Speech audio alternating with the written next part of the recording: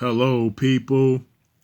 My name is Detroit Miracle / Corey Gerard, and I would like to welcome you all to my Monster Wars verse.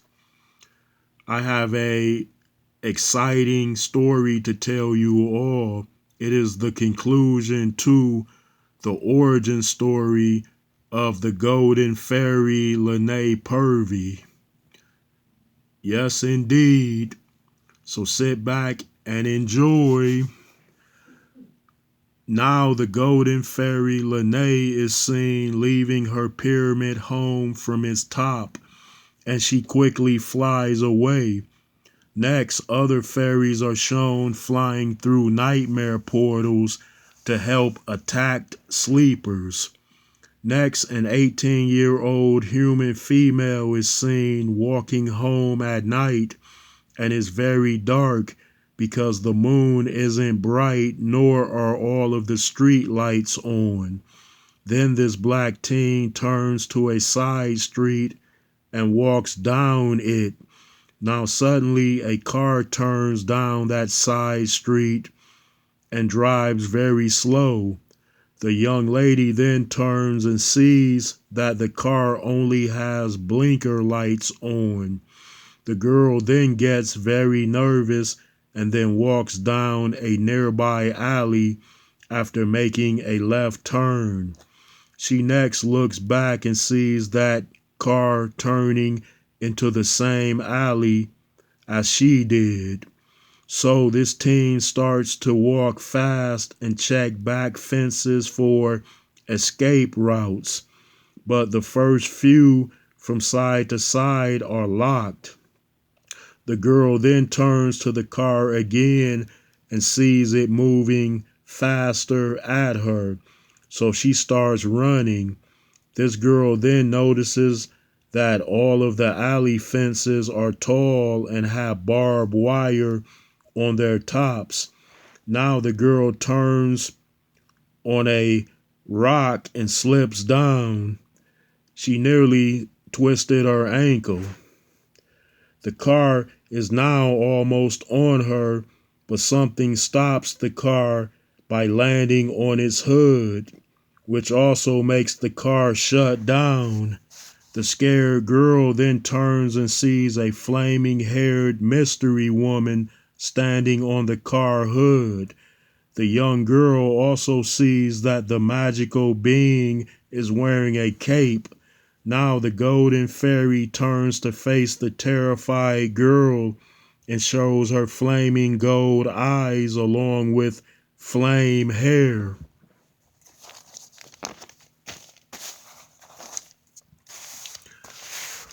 Now golden fairy Lanae aims her right hand and fires energy through the windshield. The 18-year-old is surprised because of that power display. Lanae then jumps to the driver door and then opens it.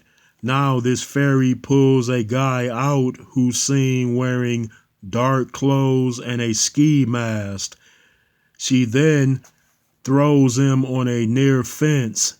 The creep hit that fence so hard it fell into a backyard of a yellow house. Now the creep driver is shown running away in that same yard. So Lanae flies in and grabs that driver creep.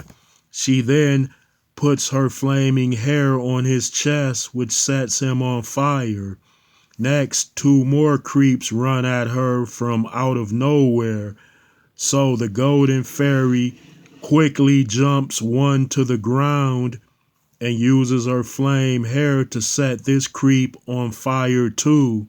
Next, the other creep grabs her from behind, so she moves her head back and its fire burns his whole body up.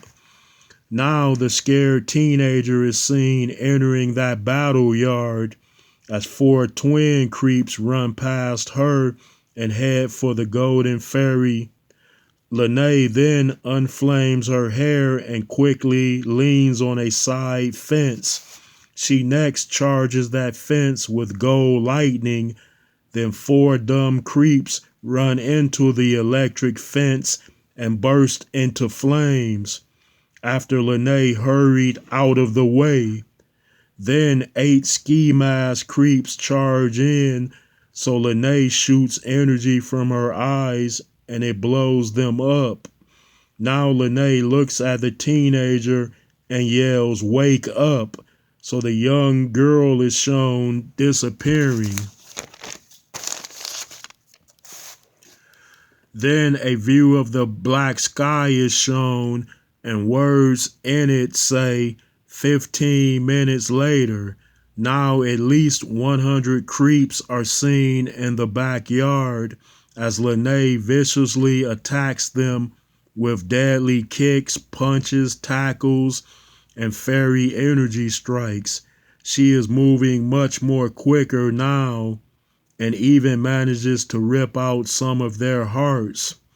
Then Lanae sees someone on the top porch who appears to be holding something. Now down the alley, 10 fairies are shown flying through a dream portal, and then they fly to the war scene. Next, Lanae is seen breaking a creep's neck and quickly flies to the top porch. She then sees 10 of her fairy friends fly in, and the remaining creeps turn to fight them. Lanae then turns and shoots the villain up top with fairy energy, which came from her eyes. So this creep maker drops his device, and then the creeps down below are shown vanishing.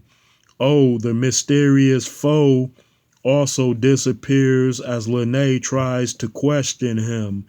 The golden fairy then picks up the dream gadget that made or multiplied those creeps and flies away with it.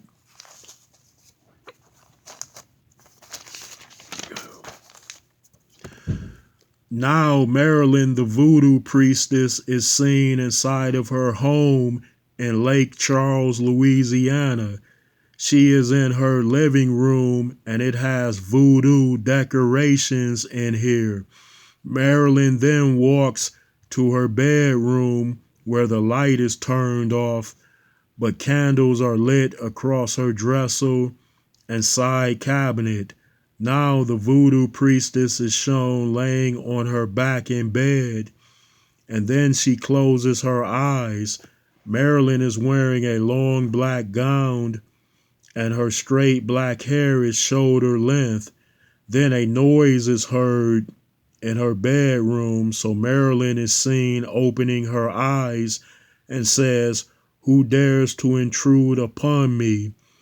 Marilyn next lifts up and sees glowing gold eyes at her room's dark entrance. Then the golden fairy is shown after walking near the candlelight. So the priestess says, "Oh, it's you." Lanae, the golden fairy, then replies, "And it is also you," while she's seen wearing her Heron costume.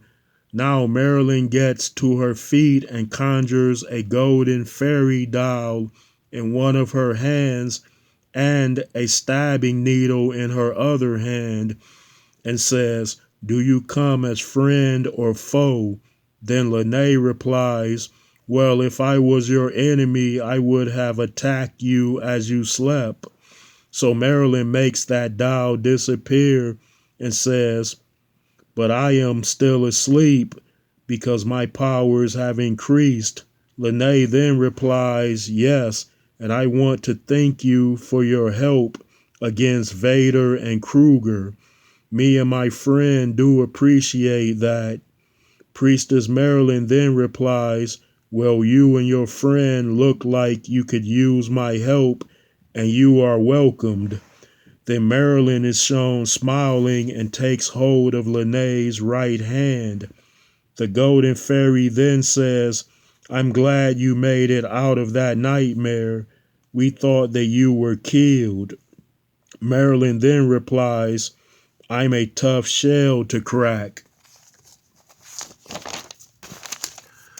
Next, the voodoo priestess says, "Oh, my name is Marilyn Marlborough, but some call me Aunt Mary." Then the golden fairy replies, "My name is Lanae Pervy, and I'm also called Golden Fairy." Then Tupac Shakur is shown sleeping in Marilyn's guest bedroom as he lays on his back. Next, Pac is seen in his dream while talking to his mother, Afeni Shakur. Her white clothing appears to be surrounded by a light aura. Tupac now hugs his mother and can sense that she's at peace with her current situation. Afeni then says, "I passed on, my son, and I'll be waiting for you." Now suddenly Afeni fades away while smiling, and then Tupac looks a bit sad. Then out of nowhere, three horned demons are shown attacking Tupac Shakur in his dream. Next, the scene goes to Priestess Marilyn's dream. She and the Golden Fairy are now seen talking. Then Marilyn says, "He's in trouble. I have to help him." Lanae can now see that Marilyn is troubled and replies, "What is wrong?" So Marilyn lays down and says, "They're after him in his nightmare." Then Lanae grabs Marilyn and says, "I'll help you, Aunt Mary, so just think about your friend and where we're going." Now Lanae is seen opening a wall portal and holds Marilyn's hand as they both walk through it. Then those three demons are seen grabbing Tupac, so Pac's tattoo ink makes a static shield and it shocks the demons off of him. Now Lanae and Marilyn rush in, and then the Golden Fairy pulls a light string from her belt and wraps it around a demon's neck, which turns it to dust. Marilyn next conjures two demon dolls in her hand and rips their legs off, and so goes the demon's legs, as Lanae destroys them with fairy rays from her eyes. Tupac then goes to these heroes or heroines and says, "Thanks, ladies, and I wish you were with me in Las Vegas." Marilyn then smiles and replies, "Us in Vegas would have been overkill. Oh, I'd like you to meet my friend, the Golden Fairy." So Tupac says, "Hi," and shakes Lanae's hand. Then she smiles and says, "Hello, Tupac, and my friends call me Lanae." End of story. Thanks for tuning in.